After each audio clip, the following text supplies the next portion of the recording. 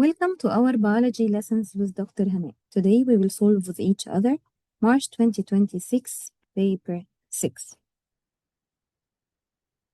Question 1. Catalase is an enzyme that catalyzes the breakdown of hydrogen peroxide to form water and oxygen. So we have here hydrogen peroxide breaks down into water and oxygen gas by the effect of catalase enzyme. The oxygen produced during the breakdown of hydrogen peroxide forms a foam. The height of the foam can be measured as a measure of the activity of the catalase. A student investigated how the surface area of potato tissue affects the activity of catalase. Now we have to know that the surface area of potato tissue is independent variable. And then what is the dependent variable here? So you have to know that this is the activity of catalase, and the dependent variable should be measurable. So how can we measure the activity of catalase enzyme?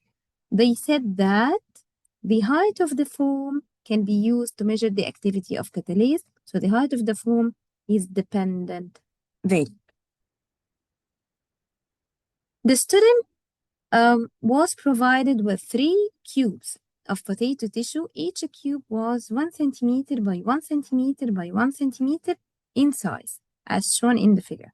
The total surface area of the cube of potato was 6 centimeter square. From where they get this is the total surface area? We have 6 faces of the cube, and the area of each cube we can get it by side by side. Each side of them with 1. يبقى 6 multiply 1, which is equal 6 centimeter square. The student used this method. Label 3 test tube 1, 2, and 8.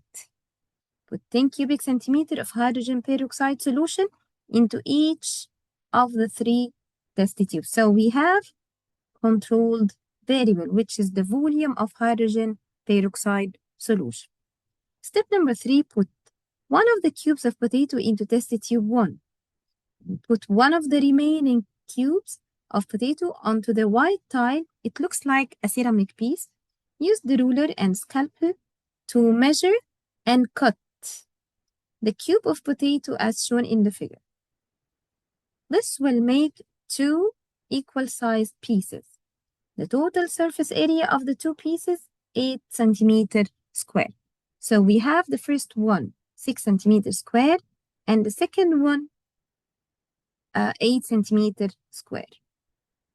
Step number 5, put both pieces of potato from step 4 into test tube 2. Step number 6, put the remaining cube on the potato onto the white tile again. Use the ruler and scalpel to measure and cut. This is a kind of safety hazard by using scalpel that cut. So the cube of potato as shown in the figure 1.3, this will make 8 equal size cubes.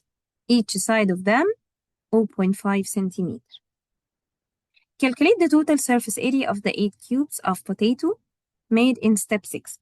So how can we get again the area of the total surface area of the 8 cubes of potato made in step 6? So each cube has 6 sides, and the surface area of each cube 6 times S times S, which is the area of each side, and we have each side 0.5, 0.5, and 0.5 centimeter. So we can get it. Each cube has 6 sides, and the surface area of each side 6 multiply the area of each side, which is 0.5 multiply 0.5 multiply the 6th side equal 1.5 centimeter square. And finally, we have 8 cubes. So we have multiplied 1.5 multiply 8, which is equal 12 centimeter square. Put the 8 cubes of potato into test tube 8 and start the stop clock and wait for 5 minutes. So we have also the same duration time, so this is controlled variable. After 5 minutes, place the ruler against the outside of test tube 1 and measure the distance from the top of the liquid to the top of the foam. And record the measurement in your table 1AII. Repeat step 9 using test tube 2 and 8.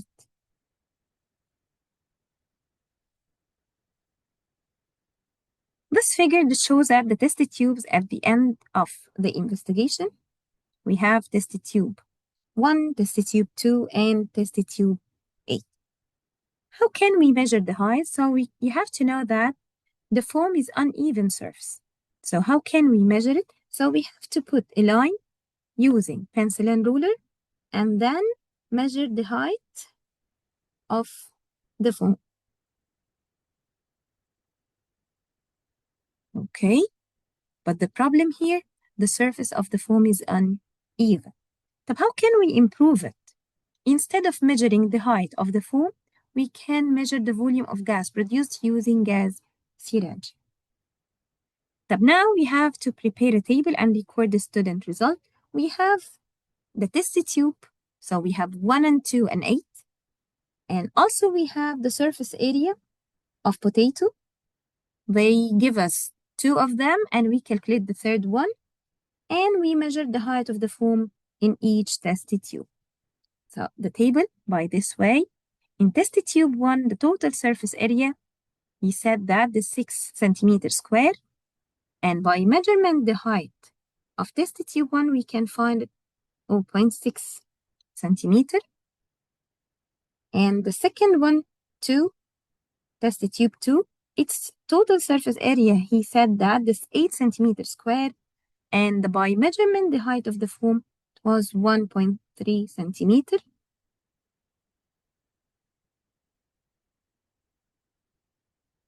And the third one, that we calculated the total surface area of potato in test tube 8, so 12, and the height of the foam equals 2 centimeters. Please concentrate in this table. You have to put in consideration that the measuring unit, we put it in the heading of the table, not in the cell. So no one will make it like this. It is wrong. We have to put the measuring unit in the heading of the table. And we have another point here about also the height of the foam. The measuring unit, you put it in the table, not inside the cell. So this is wrong. You have to put it in the heading of the table.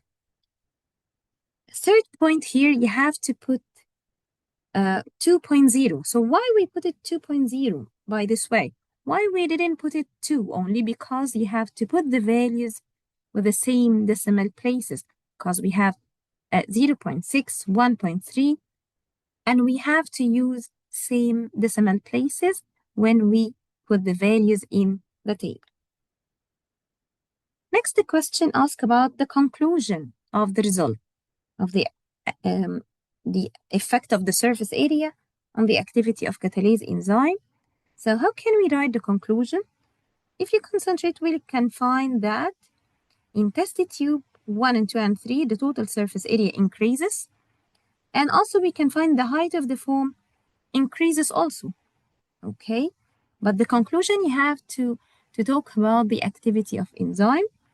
So by increasing the surface area, so what happens to the activity of enzyme? So it will increase. So the greater the surface area, the greater the activity of catalase enzyme.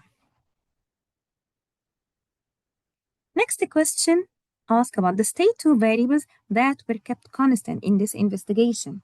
So if you concentrate well, we have to return back to the volume of hydrogen peroxide, which is equal 10 cubic centimeter, and the time left before measuring the foam, which is 5 minutes, and also the type of potato, and finally with the temperature.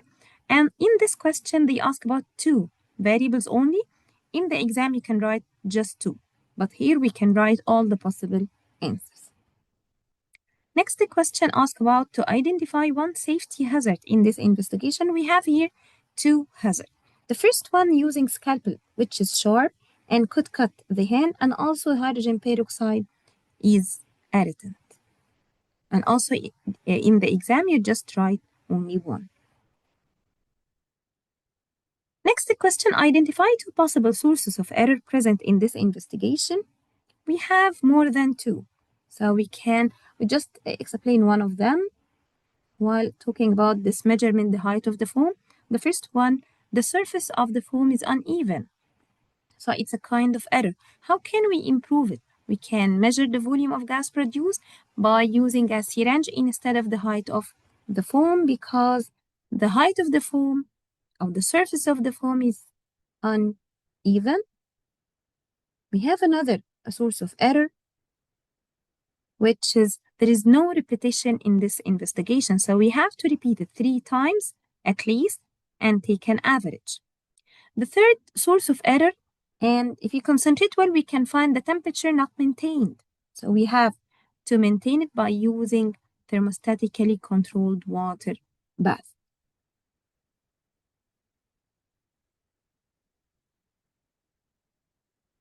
Next question. Iodine solution can be used to show the potato tissue contains starch. State the result of positive test with iodine solution. So who can remember what is the color of iodine solution before this experiment? So it was brown or yellow brown or orange brown. If we have starch, so we can find the color of iodine solution change from brown to blue black. You can write it blue black or dark blue. Next question.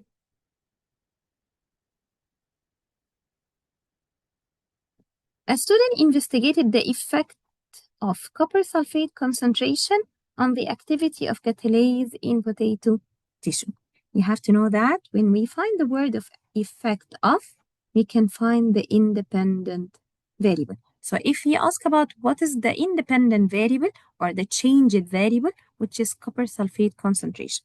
And you have to know on the activity of catalase of potato tissue, when the small discs of potato are dropped into a hydrogen peroxide solution, they sink. The catalase in potato breaks down hydrogen peroxide solution, producing bubbles of oxygen. The bubbles of oxygen cling on the disc of potato, causing the discs of potato to rise back up to the surface of hydrogen peroxide. So if you concentrate well here, we have, for example, this test tube contains the discs of potato and put it in a copper sulfate concentration. We have different concentration of copper sulfate, and then we have to put this potato, hydrogen peroxide, so we can find it, the disc moves up. Place small discs of potato in different concentration of copper sulfate solution, which is independent variable, the variable that we change it, and leaves them to soak for 10 minutes. So we have here the soaking time, which is 10 minutes. Drop the soaked disc of potato into hydrogen peroxide solution. Measure the time taken for the disc of potato to reach the surface of hydrogen peroxide. So we have something here measurable that related to the activity of catalase enzyme. So measure the time taken for the discs of potato to reach the surface of hydrogen peroxide solution. So we have here dependent variable, which is the time taken for the discs of potato to rise the surface. And also we have independent, which is the concentration of copper sulfate solution. Suggest a suitable control experiment for this investigation. We have to know that what is a control So there is a difference between the word of controlled variable, the variables that should kept constant, and the word of control only. What is a control? Something that compared the result. So how can we use something there is no effect of it on this reaction to be used to compare the result? So we can call it control. So control experiment used to compare the other result. So we can soak the potato disk instead of enzyme into distilled water with the same volume because the water does not affect of the potato. So soak the potato disks in same volume of distilled water instead of copper sulfate solution. So there is no copper sulfate solution. We can put instead of the copper sulfate solution water, distilled water, to compare the effect of copper sulfate different concentration on the potato, on the activity of enzyme.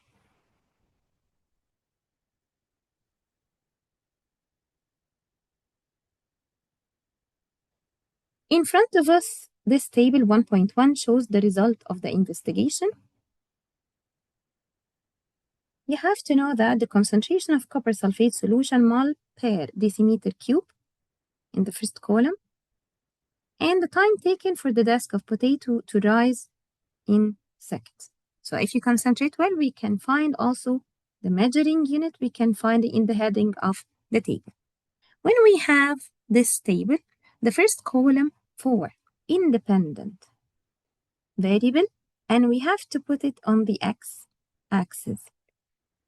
And the second column for the dependent variable, and we have to put it on the y-axis. Okay, the first column, independent variable, something that changed the concentration of copper sulfate solution, and something that measured which is dependent variable, we have to put it on the y-axis. On the grid, use the data in the table to plot the line graph to show the result of this investigation. We have many points you have to put it in consideration. Firstly, if you concentrate well, we have 6 marks. How can we get 6 marks? The first mark for axis label. The second mark for scale. Third mark for plotting. The last mark for line, drawing a line. You have to put in consideration the least value and the highest one, and also least value and the highest one. And to put on the graph paper and try to cover as much as possible. So at least 2/3 of the graph paper from above half, or as much as possible to be covered, the whole distance covered by all the data. So if you concentrate, we can find on the x-axis concentration of copper sulfate solution / mol per decimeter cube. So when we write the axis label, you should write all things that we can find it in the heading of the table with its measuring unit. On the other side, so we can find on the y-axis, we can write it with its measuring unit. So don't forget to write it as it is. So now we did axis label. Second one, we have to know that the least and the highest value of the table to be distributed on all the boxes. We count how many big boxes and then distribute this value on the x-axis.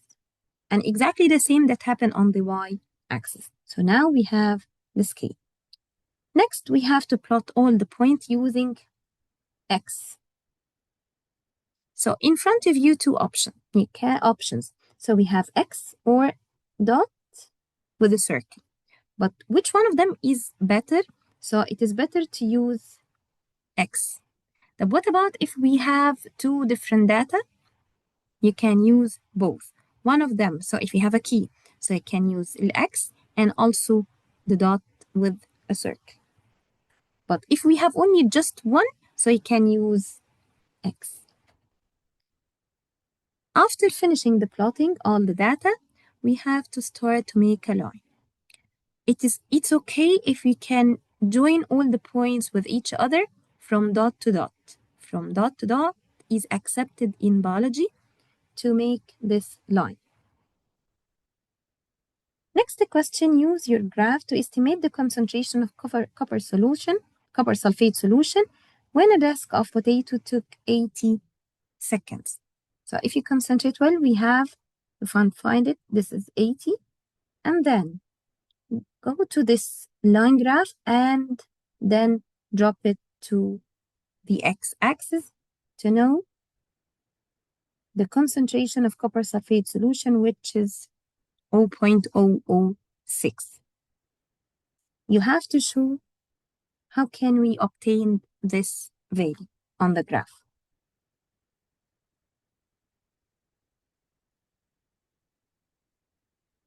Question 2. Figure 2.1 is a photograph of fruit from chili pepper. The chili pepper fruit has been cut in half. And then they measure it from P to Q and its magnification 1.7 times. Draw a large diagram of chili pepper fruit shown in figure 2.1. So please concentrate about the part of drawing. If we concentrate well, we have to know what are the points we have to put it in concentration. We will start to draw. Firstly, we have something like this.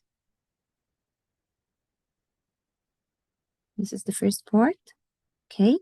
And then we have to put your pencil on the drawing and move around to just give it the chance to be printed in your mind, okay?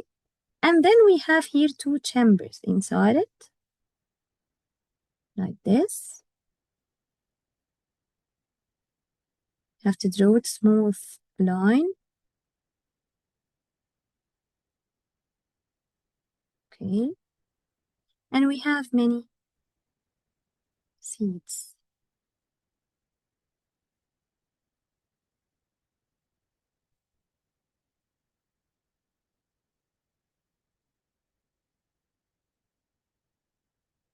And you have to put it in concentration. You have to make it large in size.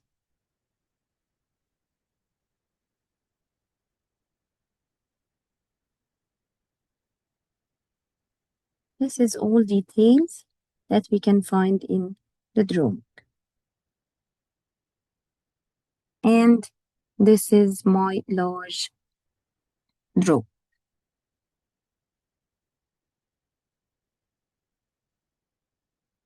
Line PQ on the figure 2.1 represent the length of the chili pepper fruit. Measure the length of PQ in the figure. So if you measure it, we can find it 7.4 centimeter.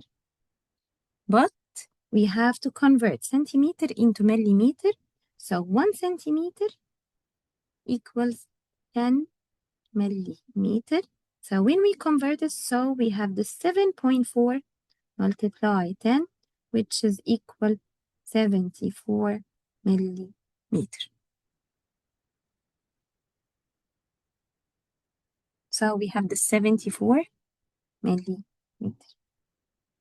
Next question, calculate the actual length of chili pepper fruit using the formula and your measurement. They give us the rule, which is the magnification, the length of PQ in the figure, and actual length of chili pepper. And also we have the magic triangle. What is a magic triangle? We have here magic triangle. Said I am, and he asks you to measure the actual length. What about the image? So we have the image 74 and the magnification 1.7. So when we calculate it, so the actual equal I divided M, 74 divided 1.7. and make it by this way, we can find the answer 43.529, but he wants you to answer in 3 significant figures. So this is 43.5. 3 significant figures. Chili pepper fruit contain reducing sugar and non-reducing sugar. A student tests the sample of chili pepper fruit with a Benedict solution to show that they contain reducing sugar. State the positive result of this test. So we know that the positive result for the test of Benedict, which is brick red. So it was blue and becomes brick red. The sugar content of chili pepper fruit increases as the fruit ripens. Scientists have found that the mean sugar content of chili pepper fruit increases from 19.6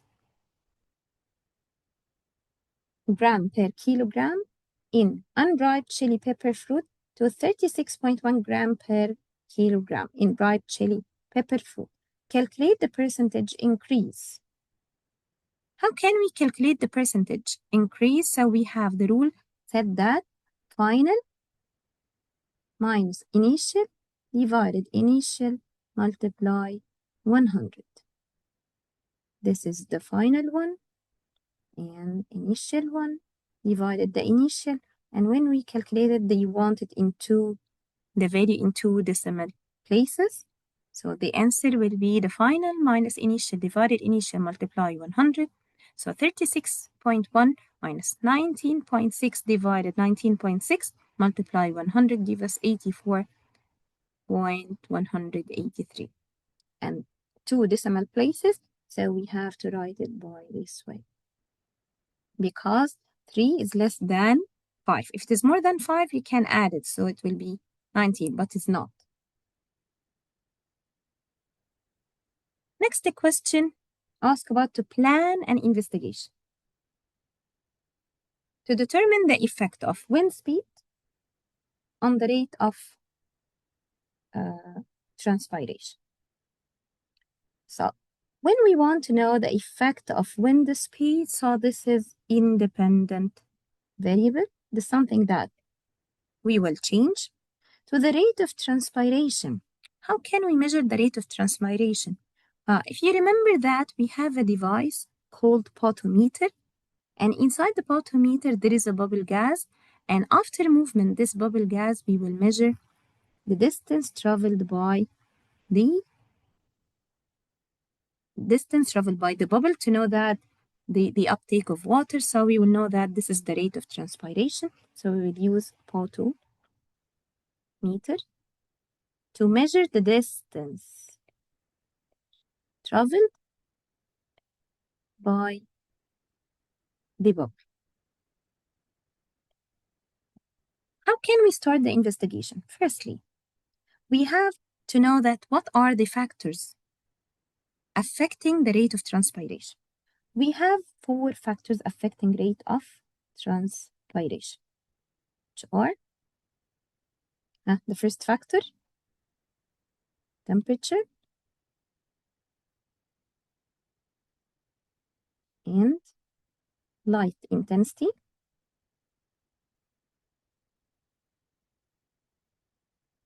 and wind speed, and the last one, humidity. If we choose one of them, which is wind speed as an independent variable, so we have to keep all other factors to be controlled variable. We have to keep them the same. So we will start the investigation with each other. So we have to cut 3 leafy shoots of the same type and same size and same number of leaves with the same surface area, because this is one of the factors that affect the rate of transpiration, and we have to just change the wind speed. And then we have to connect this leafy shoot with the potometer that we set it now. And keep the potometer with the leafy shoot at the same light intensity, same temperature, and same humidity level. So how can we control the temperature? How can we maintain it? So we have to use thermostatically controlled water bath to maintain the temperature. So all of these data, which is controlled variable, where is the independent variable? Start now to change the wind speed. But how can we change the wind speed using a fan? We know that the fans, we can change their wind speed by, we have low, medium, and high. So we have different speeds of the fan. So change wind speed by using a fan with different speeds, low, medium, and high. And then we have to leave the experiment 5 minutes for equilibrium. What's meant by equilibrium? We have to let all the components of the experiment to start to react with each other. And then make it a period of time to start the reaction and leave it for 30 minutes. So now we have many controlled variable and we have an independent variable. So where is the dependent variable? So we have to measure the distance traveled by the bubble in the potometer, okay? And then calculate the rate of water uptake. And finally, we have to repeat this 3 times and take an average. 3 times for each wind speed. So we have 3 for the medium, 3 for the low, 3 for the high speed, and take an average. And finally, we have to make the safety precaution by wearing gloves, goggles, use tongs, and cut the shoot away from hand using cutting board.